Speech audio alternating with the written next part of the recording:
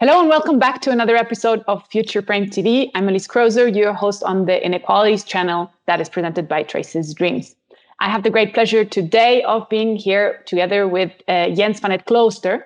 Jens is a specialist in financial markets and research on monetary policy, specializing on the EU or in the European region, but also looking at things beyond that. He will tell us a lot more about that in a minute, I hope. Jens is one of those very special people who likes knowledge and thus has decided to pursue not a PhD, but several of those. And he is a doctor in economics and in philosophy. And we look forward to hearing a lot about financial, monetary policy, central banks, and the interesting relation they have with inequality. Welcome to the program, Jens. Yeah, thanks. And thanks a lot for inviting me here. And well, we are very glad to have you here.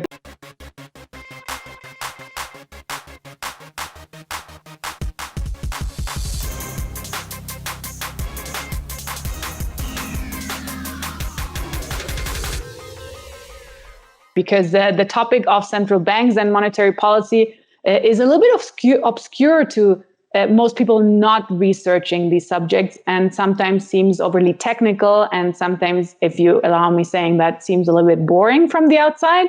So I think it would be interesting to hear from a specialist like you why it's actually incredibly important for all of us to know a lot more about this and how monetary policy relates to inequality, which, as we already said, is the main issue of this program.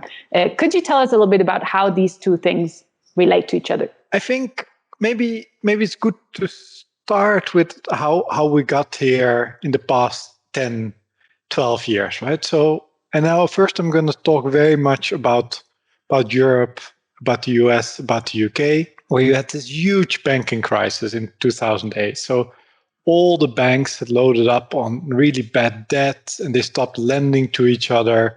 And at that point, really, the whole financial system crashed. And at that point, on the one hand, banks stopped lending, which then led to a crash really in the world economy as a whole. On the other hand, you also had around the same time governments cutting back on spending, right? So not only were the banks doing really badly, also governments were like, look, there's been this really big crash in the economy. We have to stop spending. And this caused a very deep recession that lasted for years. And then in that period, really, inequalities have grown a lot, right? So at some point, the economy started going a bit again, profits start rising, shares go up, but still a lot of people are unemployed. And in that period, you really see inequality going up. Monetary policy maybe is not the main element in that whole story, but it's also one of the things that drives this very unequal outcome from the crisis. So while governments are cutting back their spending, on the other hand, you see that central banks are trying to push the economy, right? So where governments are saying, no, we stop spending, central banks take up this role of trying to keep the economy going. But the specific way in which they do this, very much relying on financial markets, that really increases inequality, right? So, and I will do my best to not make this too technical, but maybe to give the listeners a bit of an idea what really the crucial mechanics are here, right? So you should imagine the central bank can just print money almost infinitely, right? So whenever a central bank says, look, I want to buy something, they can just print new money, right? And usually not banknotes. You should imagine they have electric bank accounts, which banks use to store money, right? So banks have a bank account at the central bank, and the central bank can just create new bank accounts and buy things using newly created money. Okay, so this is already like some people will now be like, wow, does this really happen? But yes, this really happens. Money has to be created somewhere, and it gets created by central banks, and also by other banks, but in this case by central banks just when they start buying financial assets. And that's what central banks, out of thin air. And that's what central banks started doing during the previous crisis, initially particularly in the US and in Great Britain, and in Europe much more hesitatingly. And also in Europe, the crisis lasted much longer. Also, governments got into real trouble. There was the so-called sovereign debt crisis in Europe. Individual member states, Greece first and foremost, but then also Spain, Ireland, Portugal all got into trouble where they couldn't borrow so easily anymore in financial markets. So this was a moment at which then slowly these central banks started buying financial assets. So they went into the market, printed new money, and used that to buy particularly government bonds. And then, so what happens when the central bank buys bonds, right? They add demand to the market, right? So they start buying these assets that are there. And then their price goes up, right? Because if there's more people who want something, the price goes up, just like the normal market mechanism. So they start driving up the prices of the bonds. And then the theory is, okay, if you make these bonds very expensive, they become less profitable. This is something you have to visualize a bit, but you imagine this bond, it costs $100, and then the central banks start buying it, and then they become like $120. But it's a bond, right? So the return on the bond is still the same, right? If it was 2%, you get paid 2% a year. If the price goes up, you'll still be paying, receiving $2 on your bond of $100. At that point, you've paid for it $120. Your return on the bond goes down. So you're like, I don't want this anymore, right? It's become more expensive. The coupon, right? So what you get paid as the owner goes down, and you start moving to other types of assets, right? So by buying bonds, central banks could drive investors out of this market and into other investments. And that's then what starts happening. And this starts driving up prices everywhere, right? So when these central banks start trying to push the economy by buying these bonds, that increases demand for other financial assets, right? So for the stock market, people start buying houses, and also a lot of money flows from the US, from Europe to the rest of the world, right? So they're also driving up prices. And this boom, driven by central banking, that increased inequality, right? So people already owned these financial assets, and they're very concentrated, right? Like I don't own any bonds. Do you own any bonds? Not No. yet. Look. Forever, I guess. Few. Look, so they benefited from this, and then maybe other people indirectly, we don't know, right? If you ask central bankers, they have studies that suggest, other people also benefited. But if you compare these studies to studies done by other researchers who are not working at central banks doing these programs, then they find very different results, right? So basically, central banks, where they do these policies, they find amazingly strong effect, but really nobody knows. And even one study shows you that the researchers who find the strongest results, the strongest effects, have also faster career progression, right? So just look, we don't know. It's currently still very difficult to say what the effects of all of it were, but at least the direct effect was to increase inequality. Interesting natural experiment. It is an experiment, right? Nobody knew what was going to happen. It was very scary also. If you read people at the time, they were like, look, we're going to do this, but we had no idea what's going to happen. Japan did this already before 2008, but really people were saying there will be rampant inflation. If a central bank prints money, then the money becomes worthless and there will be inflation. There was no inflation. Inflation only went down over this period. So that's already past 12 years, a lot of experimenting. So even before the absolutely crazy year started that we are currently in, there had been a lot of experimenting, and people had also found out that you could just do these things without the sky falling down. So has this been helpful for, as you say, the absolutely crazy year that we're in currently? I suppose you refer to the pandemic year. Yeah. So I think it did already, in a way, prepare a lot of the things that happened now, right? So if you imagine there would have been a pandemic in 2008, in 2010, maybe we would have had a pandemic and a banking crisis and an economic crisis. It's a scary thought to imagine how that crisis might have progressed if we didn't already have all this experience of dealing with crises.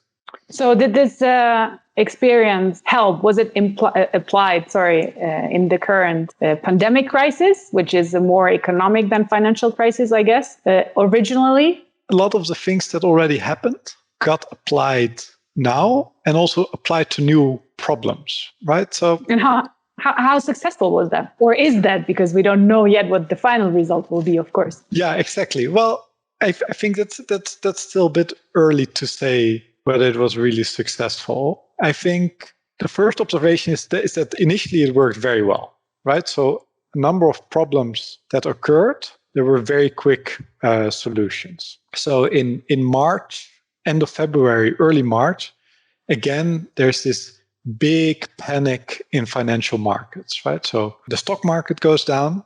And then what usually happens when the stock market goes down and people move their investments from stocks to bonds, right? So they move away from all these risky companies and they want more safe bonds, right? Where you have a fixed return, where there's a clear expectation on what you're going to have as return on that asset.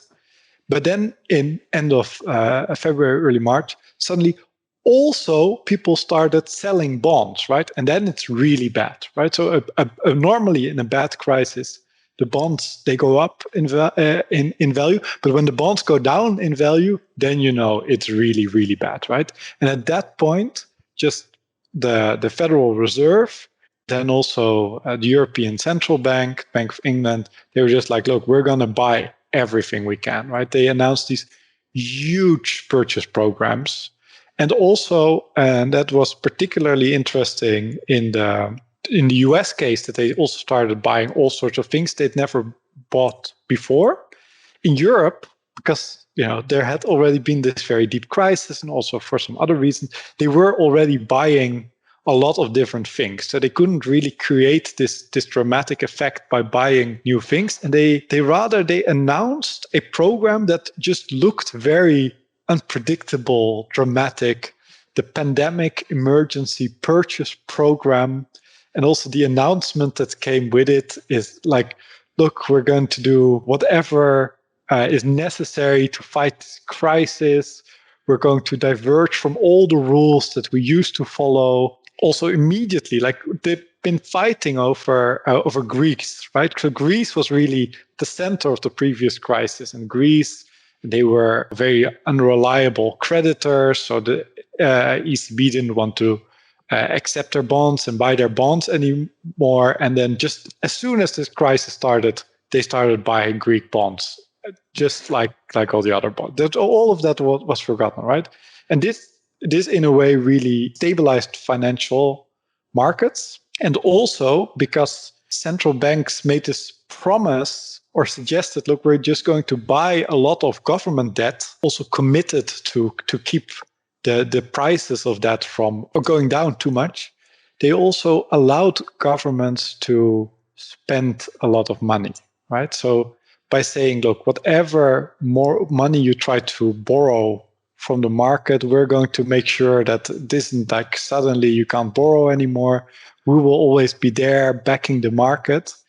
And this year, just so much of the debt that governments issued was bought up by central banks. And that's really how in the US and in Europe, a lot of the crisis was managed, right? So central banks went to the market, bought up the debt immediately or very quickly after governments issue this, and this allowed governments to issue a lot of new debt and thereby announce all these incredibly expensive measures to allow people to stay at home, right? So people got paid to do nothing for months. So in that sense, I think a lesson was learned from the previous crisis, and you had a very different response than in 2010, 2008. Yeah, this is very remarkable because it's a significant change from this former situation of, okay, we have quantitative easing. The central bank says, I got your back to the state, but it recommends in a way, what you said, austerity for the poor and a lot of money for the rich, right? So that's how you explain this very specific reaction of monetary policy to, on inequality by these programs, right? And now the situation is completely different, as you describe it. It's more a quantitative easing or general money flood to a diversity of programs that might also benefit people that are not necessarily super wealthy. Do you think it might have a different impact on inequality then? Yeah, I think absolutely, right? So previously you had quantitative easing, but governments weren't spending any money, right? So investors started moving everywhere. Prices of financial assets went up, and that increased inequality. Now, governments are just immediately spending the money, right? So there is also just very limited effect on prices of financial assets going up just because of the debt issuance, right? Now, it's still true. Look, they're still really supporting the financial markets too, right? And you've also seen the stock markets again going up quite a lot, but also more or less more selectively, right? So also some sectors, of course, are not doing so well. Aviation, whereas particularly the technology firms are currently just very, very large increases in the value of stock. What I'd be interested in you telling us a little bit about is what this effect might be outside of Europe and the US. Because the story of fantastic life-saving central banks that step in to rescue the country and people from all different socioeconomic levels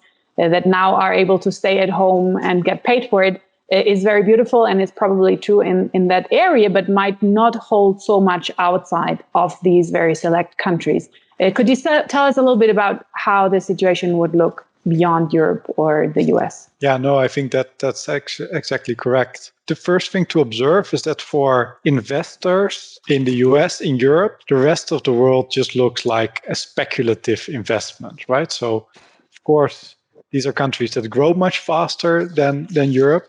But then also there are, of course, currency fluctuations. There are all these risks, right? They might suddenly vote in a left-wing government. Then you're screwed, right? Oh, my God. So for investors in Europe and US, the rest of the world looks like this risky investment, but with relatively good returns, right? So returns on emerging market sovereign debt are around 8% on average, right? So this is just large fluctuations, but incredibly profitable. Of course, this also means incredibly expensive borrowing for the rest of the world, right? So on the one side, profits just represent costs for the rest of the world. Now, when QE started in 2008, 2009, 2010, the returns in the US, in Europe were lower, right? Because the central banks tried to bring those prices down. And then money started flowing into the rest of the world, right? So this caused a large outflow and a lot of money, cheap funding conditions for companies and firms, but also very unreliable funding, right? So as soon as there was the suggestion that the Federal Reserve might stop its QE program, money started flowing out, right? So these very unreliable hot money flows, and that's been the story of the past years before pandemic already. And then, of course, also in the pandemic, as soon as that started, just like investors were moving out of stocks, right? They were also like, okay, no, we don't want these risky investments in the rest of the world anymore. That obviously created a huge problem for the rest of the world, already also just being hit by the pandemic, right? So these are two things happening at the same time. A lot of countries are now negotiating programs with the IMF. There's also a limited number of countries that started their own QE programs, right? So Chile, Indonesia just started their own local programs, buying their own, thereby stabilizing the price a bit also for external investors, but of course also allowing them to borrow more. And I think that's that's maybe the most important aspect of the inequality at the moment, is that in Europe, in the US, there is no constraint on how much they can spend on solving this pandemic, right? Just there was always political discussion, and it was maybe not political will to spend more money, but the ability to just print new money and pay for all these pandemic expenditures is in the end really unconstrained. And that is not true for a large part of the rest of the world, right? You cannot just print indefinitely. At that point, investors start withdrawing their money and you get a crisis on top of the pandemic crisis. So a lot of governments have actually tried to really show like, look, we're going to be very responsible. We're going to be very austere in our dealing with this crisis. But obviously, everywhere the economy comes to a halt, and the cost of that are immense in terms of individual lives and also the economy. This is definitely the case in Mexico right now, where austerity reigns supreme, even by the nominally left-wing government, which is a surprise, I guess. I believe you immediately. I'm regretfully not sufficiently familiar with the situation in Mexico, but I imagine that fear of these international bond markets are really driving that sort of positions from the government. And there are maybe also in part really good reasons for them to do this, right? So just the sort of instability of these international money flows, also so much psychology there, right? There's so much about signaling and looking responsible that I imagine they also have some reasons to be very worried, to be looking like European US governments who are just like, look, we're going to spend whatever we can to keep people at home doing nothing, right? So that's just a huge difference and incredibly unfair consequence of how the monetary system is currently structured on a world level. Well, we hope, of course, that this will improve to a more fair level so that everybody can just print and spend their own money, I guess, eventually. But before we come to a close here in our conversation, Jens, I'd like to ask you how you got interested in this completely obscure topic in the first place. Yeah, that's my more personal question. I wanted to write on an economic topic, on a political topic. I was generally very interested in these kinds of big questions about where do we go as a society, and also the moral questions, right? But also, I must say, there is a nice degree of abstractness to this problem. So if I read about labor market policies, about flex contracts, about people getting evicted from their house, people having these sort of more social consequences of how we currently organize our economy, I just get angry. It upsets me. And it makes me sad, right? So I think maybe one thing that's nice about this topic is that it's a bit more abstract, right? It's important, but in the end, you're talking about these very big numbers, about financial contracts, and there's a bit more distance to it than with some other political topics. Maybe that's also, so I haven't even talked about climate change. So one of the topics I've also thought a lot and written a lot about the past years. That's also nice. It's in a way, it's horrible. It's absolutely, completely frightening where we're going. But there's also something a bit more abstract to it than just the day-to-day suffering of individuals. So maybe that's the short answer how I got interested in this topic. But it's also a thing, look, it sounds a bit technical and boring, right? And I hope I've not made it too boring on this call. But it's also the sort of thing like once you get into it, it gets more interesting, right? That's with almost anything. If you have a stamp collection, at some point you really get into it and it becomes fascinating, where other people might think it looks boring. No, well, I mean, certainly stamp collections are important and interesting as well by themselves. But I mean, this subject really is a lot more intriguing than it looks from the outside. And as we said in the beginning, I think it's important that people know also about this big change, right? That you were telling us about a significant shift in the way that the conception of monetary policy the shift in